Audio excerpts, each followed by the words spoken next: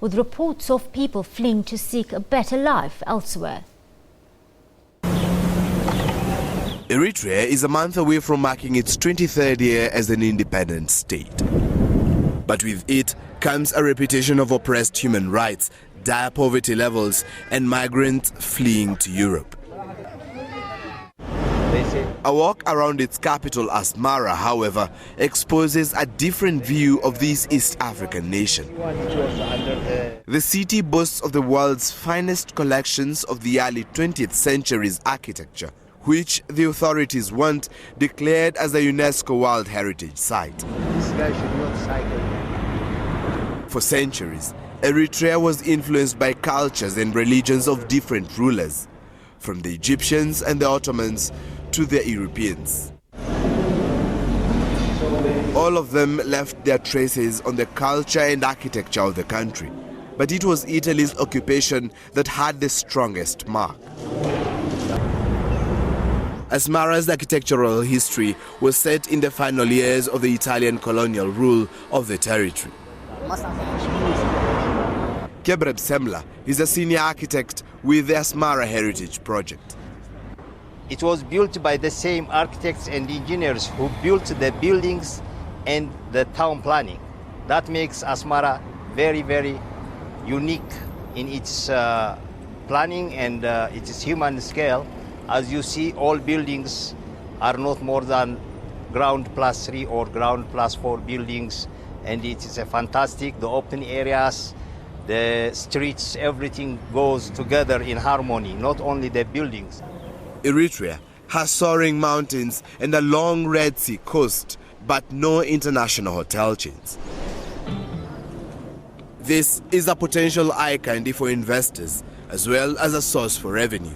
But for most people, it's still difficult to obtain an Eritrean visa. Business Insider lists Eritrea as one of the 7 most difficult countries in the world to enter. The national airline only has 3 aircrafts connecting 6 international cities to Asmara.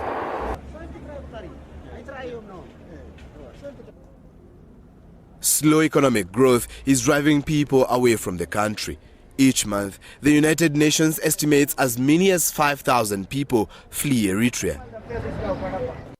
According to a World Bank report, poverty is widespread in the country.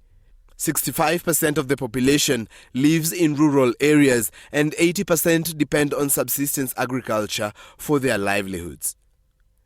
The report adds that Eritrean Human Development Index stands at 0.351.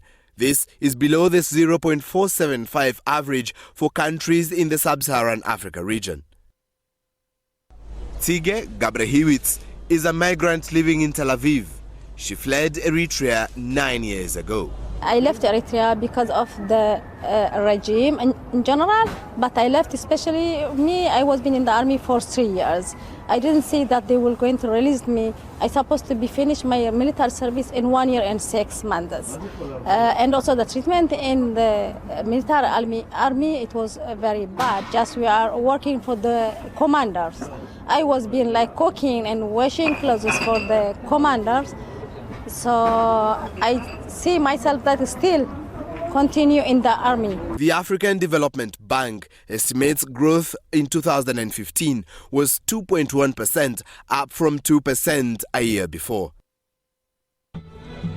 For now, though, Eritreans will continue hoping for better times at home. As the European Union agreement on migrants comes into effect today already, experts say they see little chance of success for the